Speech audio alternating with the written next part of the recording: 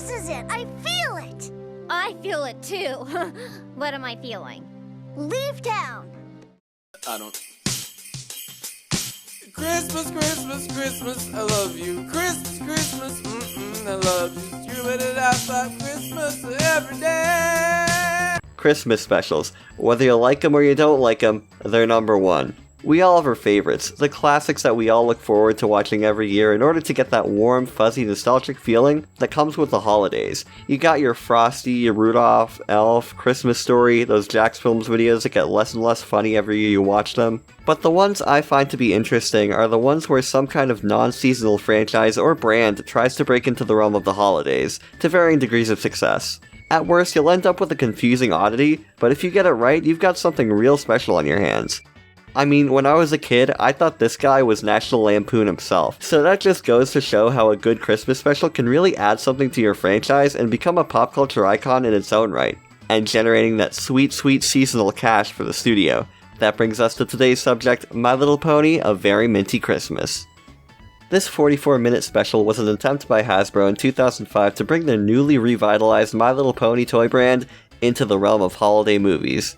Like most MLP stuff from around this time, it's nothing especially deep, but surprisingly, it does a few things better than its contemporaries, and is kind of the quintessential nostalgic Christmas experience thing, even if you didn't watch it as a kid. You know what? Why don't we unwrap A Very Minty Christmas and see why it's the perfect holiday comfort movie.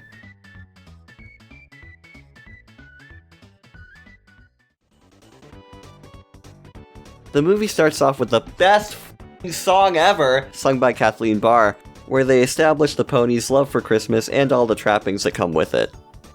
The crown jewel of Ponyville during the holidays is the Here Comes Christmas candy cane that sits on top of their special tree.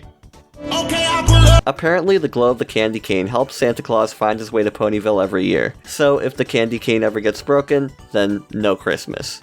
Minty, a clumsy earth pony, tries to help out and ends up doing just that. The rest of the movie follows her efforts to make things right, and eventually bring Ponyville together to celebrate.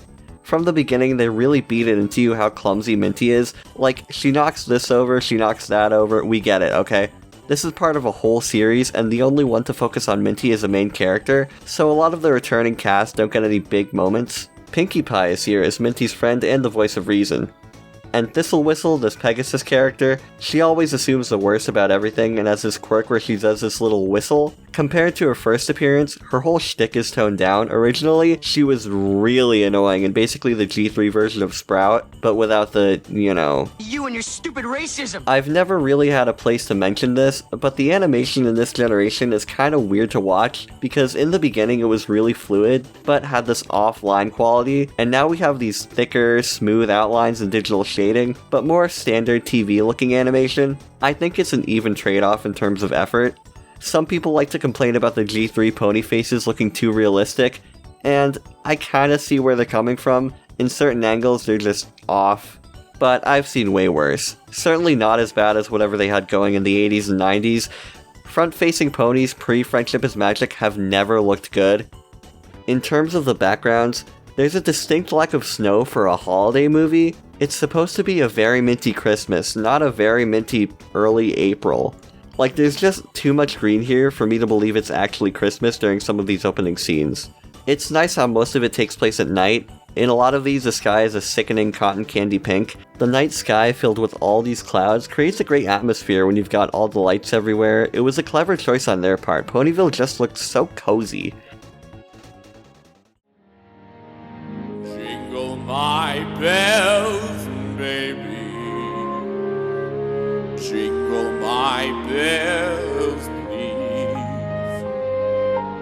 Jingle my bells, baby. Jingle my bells, please. Whistle my toes, baby. I should also mention the music, both instrumental and sung, helps contribute to that overall wintry Christmas aesthetic. The score is pretty memorable. They mix in some classic Christmas tunes, melodies from the actual soundtrack, and the classic My Little Pony thing. It's more grand than the score in a lot of these. It's got that whole Home Alone, Polar Express thing going on. The background music really makes an impact when you combine it with the visuals. I really am running out of ways to say it at this point. It just feels like Christmas. To me at least, this one's also the biggest in terms of scope out of all the G3 outings. I mean, Minty almost frickin' dies. Like, this scene right here is the most peril any of the G3 characters have ever been in. As I said, the opening song is the best, but it's a standard song for the holiday. It's simple, to the point, catchy, but I guess they just ran out of things to animate to it because during the opening, they just cut to random clips from previous specials. I assume they had to cut corners somewhere. I mean, a lot of the budget must have gone to the mind control research it took to get this song stuck in my head every single time I listened to it. The song has a reprise, which I'm not a fan of. It legit sounds like a Brony parody from 2012, with the way they'll add random character names into the lyrics. The closing number is pretty good too, even if it's not that memorable. It's slower, but feels more intimate than the first. There's this song about socks that comes in halfway through, which I guess predicted the whole fascination with ponies and stockings. I like to think it's an ironic thing because, you know, what kid wants to get socks for Christmas?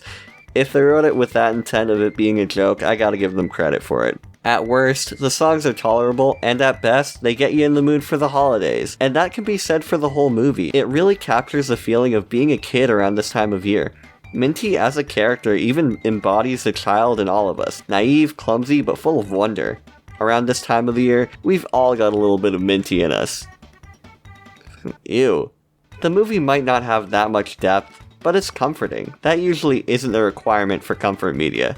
Although you should be watching actual things with substance and not just movies for 5-year-olds, gotta remember to have a well-rounded palate.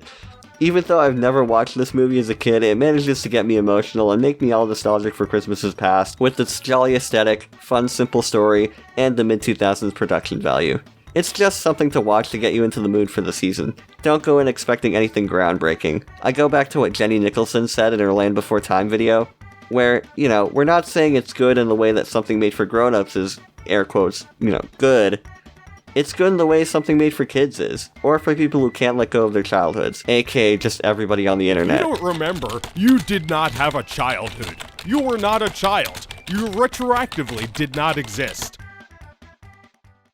Remember Bobby's World? It was a good show. Candy canes are here forever, even in imperfect weather. If you disagree, blow me, 'cause candy canes are for the boys.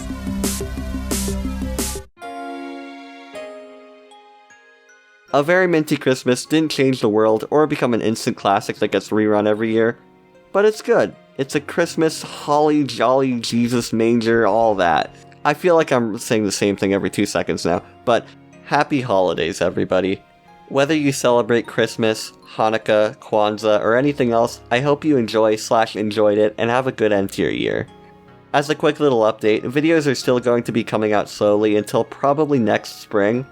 For the 1-year anniversary of the first MLP Iceberg, I'll be re-releasing the first 3 parts under one video with redone audio and some new stuff added in. I'd like to thank my Yak 2 supporters on Patreon: Damian, Booth Taste, Marshmallow, Zeflo, and Goose Nerd.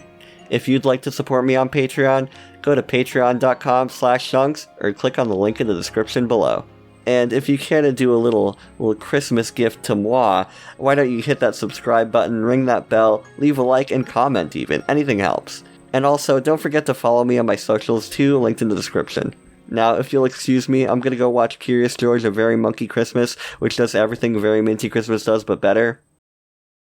Christmas monkey, deck the halls with a Christmas monkey's got no song, it's been that way for much too long. Monkeys run and monkeys climb, monkeys love Christmas time. Just as George the merry one here, he's got spirit and monkey cheer, Don't you think it's time? I mean, it's like a crime. It seems so very, very long. A Christmas monkey needs a song.